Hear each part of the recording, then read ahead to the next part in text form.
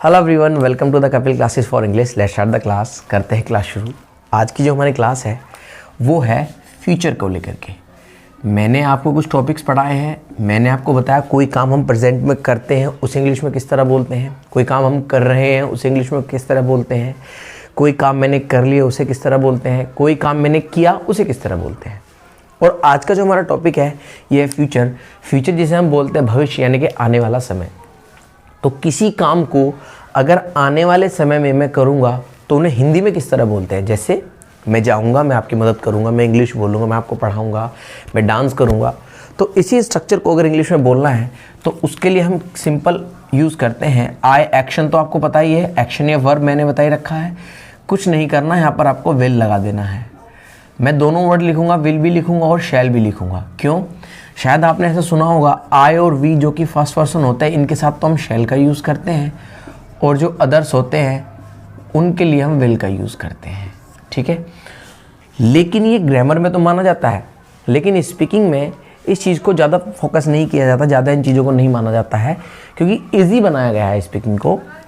तो यहाँ पर आई और वी के साथ या किसी भी सब्जेक्ट के बाद हम शैल का यूज़ नहीं करेंगे, सभी के बाद हम विल का यूज़ करते हैं। बड़ा ही आसान सा टॉपिक है। मैं जाऊँगा, आई विल गो। मैं आपकी मदद करूँगा, आई विल हेल्प यू। मैं इंग्लिश बोलूँगा, आई विल स्पीक इंग्लिश। मना करना है तो नोट लगा दीजिए सिंपल। मैं नहीं आऊँगा, आई विल नॉट कम। मैं नहीं जाऊँगा, आई विल नॉट गो।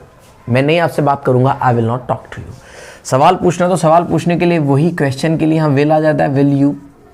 और वर्ब की वर्ब लिख लो या एक्शन लिख लो, मैंने आपको बताया था फर्स्ट फॉर्म आएगी। और इसकी खास बात यह है, चाहे ये सिंगुलर हो चाहे प्लूरल हो, सबके लिए बराबर रहता है। क्या आप मेरी मदद करेंगे? Will you help me? क्या इंडिया मैच जीतेगी? तो हम बोलेंगे will India win the match. सबके लिए यही स्ट्रक्चर है, चाहे सिंगुलर हो चाहे प्लूरल हो। ठीक है, क्या बस आएगी? विल द बस कम। ठीक है, मेरी सैलरी आ जाएगी, my salary will come. Monday को मेरी सैलरी आ जाएगी, my salary will come on Monday. Monday को मेरी सैलरी आ जाएगी। तो कोई भी टाइम के लिए हम इसका थोड़ा ध्यान रखना, कहाँ ऑन लगाते हैं कहाँ इन लगाते हैं। थोड़ा सा अगर मैं बता दूं, जैसे मैं मंडे को आऊँगा, मैं 10 बजे आऊँगा, मैं ट्यूसडे को आऊँगा, इस तरीके से ध्यान रखना। डे और डेट, अगर कोई डे हो या डेट हो, इनसे पहले तो हम ओन यूज़ करते हैं। कोई मंथ हो, कोई ईयर हो, इनसे पहले हम इनका यूज़ करते हैं। और टाइम दिया हो, इनसे पहले हम एट यूज़ करते हैं। जैसे एट 7 PM, जैसे ऑन मंडे, वो मैंने लिखी दिया ऑन मंडे आपको। जैसे on 10th June, sorry on 10th जून। हाँ, डेट का नहीं तो 10th जून आ जाएगा डेट के लिए। अगर मंथ की बोलूँ तो इन जून, मैं जून में आऊँगा, आई विल कम इन जून।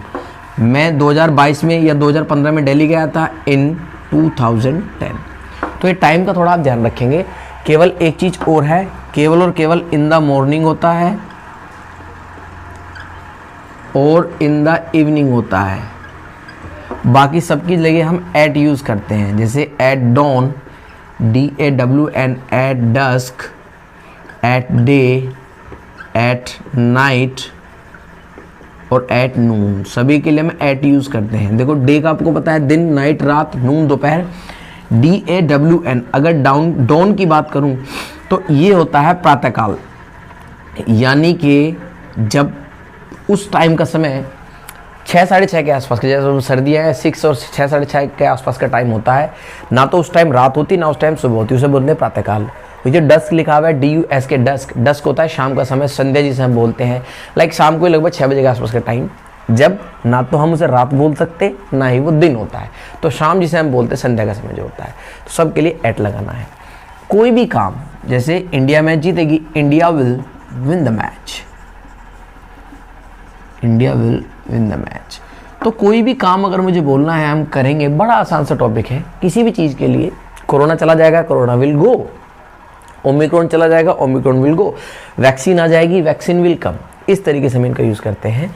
बस इसमें एक एक्सप्रेशन हो रहा था, जब कभी हम शायद की यूज़ करते हैं। देखिए, फ्यूचर में कुछ भी श्योर नहीं होता, कहीं ना कहीं हम फ्यूचर संभावनाओं में जीते हैं। तो अगर कई बार ऐसा होता है कि शायद वो आएगा, शायद इंडिया मैच जीतेगी, शायद मैं पढ़ाऊँगा, जब ये एक्सप्रेशन आप बोलना चाहें तो आप उसके लिए मे जैसी मॉडल बोल लो या वर्ब बोल लो का यूज़ करते हैं। जैसे ही मे कम, शायद वो आएगा। जैसे शायद बारिश पड़ेगी तो आप बोलेंगे इट मे रेन, यानी कि किसी काम को होने के अगर 50-50% चांसेस हैं तो आप मे लगा सकते हैं। वो आपको खुद पता होगा कि किस काम को होने के कितने चांसेस हैं।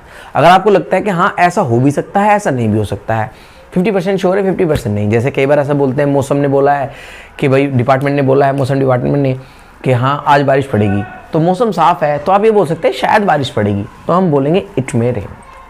तो वो आपको खुद जज करना है कि कहाँ आपको इस एक्सप्रेशन को यूज़ करना है। जब संभावनाएं हैं, कम है, शायद की सेंस है, तो वहाँ पर आप मे लगाएंगे। इसी में एक एक्सप्रेशन और आती है माइट। देखिए माइट का यूज़ जो करते हैं हम वो शायद ही की सेंस में करते हैं। यहाँ पर 10 to 20% चांसेस होते हैं। ऐसी कोई एग्जैक्ट फिगर तो है नहीं, लेकिन फिर भी जहाँ कम संभावना हो वहाँ पर हम माइट का यूज़ करते हैं। जैसे शायद ही वो आएगा, ही माइट कम। सपोज एक ओवर में 25 रन चाहिए, तो पॉसिबल तो है, लेकिन कहीं ना कहीं ये लगता है कि यार शायद ही ऐसा हो पाएगा, तो तब हम बोलते हैं शायद ही इंडिया मैच जीत पाएगी, India might win the match. अगर एक ओवर में 15 रन चाहिए तो बोल सकते हैं हाँ इंडिया में विन द मैच, जीत जाएगी। और एक ओवर में 50 रन चाहिए तो उसके लिए तो विल नॉट लगाएंगे हम। तो ये था फ्यूचर। बहुत अच्छी एक्सप्रेशन है। फ्यूचर में सबसे सिंपल, सबसे आसान है। कोई भी काम अगर आप करेंगे तो आपको आई विल बोलना है। मैं जाऊँगा, आई विल गो, मैं आपकी मदद करूँगा, आई विल हेल्प यू। क्या आप आएंगे, विल यू कम। क्या आप मेरी मदद करेंगे, विल यू हेल्प मी। क्या आप इंग्लिश बोलेंगे, विल यू स्पीक इंग्लिश। मैं इंग्लिश बोलूँगा, आई विल स्पीक इंग्लिश। और ये जो मैंने आई विल बताया है, इसको यूजुअली आप चाहें तो आई विल भी बोल सकते हैं। I will help you, I will go there, I will dance, इस तरीके से। तो ये फ्यूचर की एक्सप्रेशन थी। बहुत शॉर्ट में आपको समझना है इसको। बस मैं एक ही सेंटेंस को बार बार इसलिए बोलता हूँ ताकि आप प्रैक्टिस करते रहें। तो प्रैक्टिस इसकी करनी है, जितना हो सके आप इन सेंटेंसेस को बोलना है। बस इसमें एक एक्सप्रेशन और मुझे बतानी है।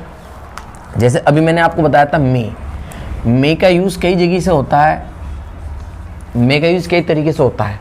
अगर मैं मे की बात करूं तो मे का यूज़ होता है किसी को विश करने के लिए या प्रे करने के लिए। तो आप जानते ही होंगे इंग्लिश में एक वर्ड का यूज़ एक से ज़्यादा तरीके में भी होता है, तो अलग अलग मीनिंग भी हो सकते हैं उसके। तो यहाँ विश और प्रे करने के लिए हम मे का यूज़ करते हैं। वहाँ तो संभावनाएं थी, लेकिन यहाँ पर विश और प्रे है।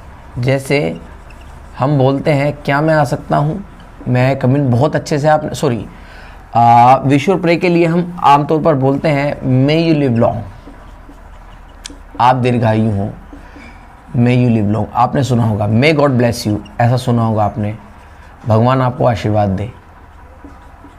तो आमतौर पर किसी को विश करना है तो हम इस बोलते हैं may you have a merit, ऐसे बोलते हैं may you have a good journey, may you have a happy marital life. इस तरह हम किसी को विश करते हैं। तो विश करने के लिए हम मे का यूज़ करते हैं। मे का एक यूज़ और होता है पोलाइट रिक्वेस्ट के लिए, किसी से रिक्वेस्ट करनी है या फिर परमिशन लेनी है। किसी से परमिशन लेने के लिए हम मे का यूज़ करते हैं। जैसे आपने सुना ही होगा, बचपन से सुनते आए होंगे आप, मैं आए कम इन, क्या मैं अंदर आ सकता हूँ। तो आंसर वैसे तो इसका आप बहुत सारे हैं, श्योर दे सकते हैं, श्योर है, वाई नॉट है, ऑफ कोर्स है, कुछ भी आप दे सकते हैं। लेकिन एक्चुअल में तो आप इसको इस तरह बोलेंगे यू मे कम इन, आप अंदर आ सकते हैं। आप जा सकते हैं यू मे गो, आप यहाँ बैठ सकते हैं यू मे सिट। अच्छा, इसका यूज़ किसी से नाम पूछने के लिए बोल सकते हैं, मैं नो योर नेम, क्या मैं आपका नाम जान सकता हूँ। आप ऐसे बोल सकते हैं मैं यूज़ योर फ़ोन, क्या मैं आपका फ़ोन यूज़ कर सकता हूँ। मैं आई टॉक टू यू, क्या मैं आपसे बात कर सकता हूँ। तो किसी से छोटी सी परमिशन लेने के लिए हम मे का यूज़ करते हैं। बहुत पोलाइट तरीका होता है ये, किसी से परमिशन लेने के लिए, नाम पूछना हो, एड्रेस पूछना हो, उसके लिए हम मे का यूज़ करते हैं।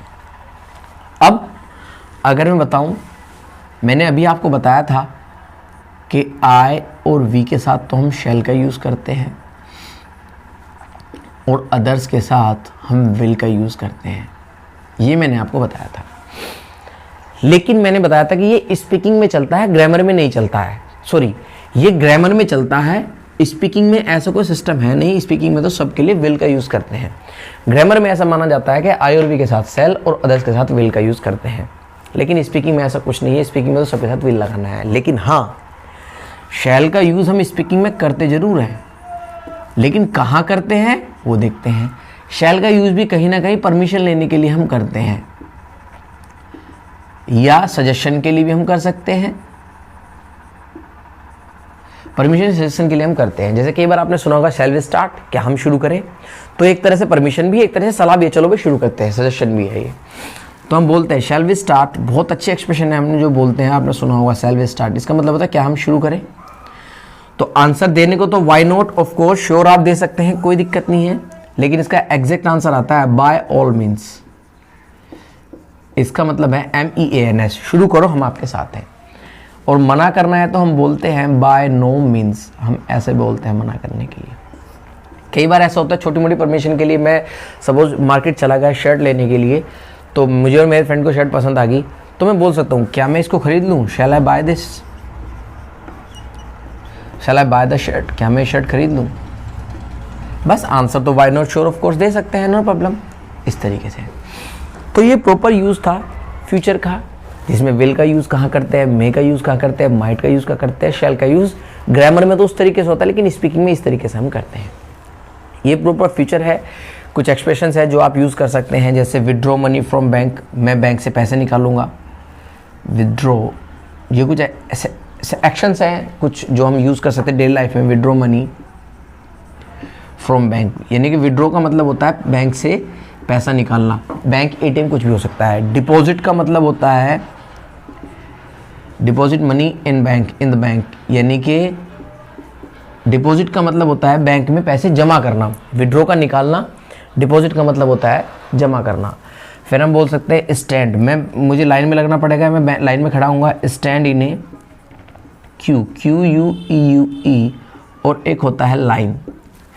देखो हिंदी में तो दोनों का मतलब लाइन होता है, लेकिन अंतर ये है, लाइन तो होती है स्ट्रेट, जो स्कूल्स वगैरह में होती है, आपने देखा होगा आर्मी वगैरह में होती है, एक के पीछे एक, पहले सबसे छोटा बच्चा या छोटा सोल्जर्स, फिर थोड़ा सा हाइट बड़े वाले पीछे पीछे चले जाते हैं, यानी कि एक सीक्वेंस होता है, पहले छोटा फिर बड़ा फिर बड़ा फिर बड़ा, एक सीक्वेंस में खड़े रहते हैं, तो वो तो कहलाई जाती है लाइन।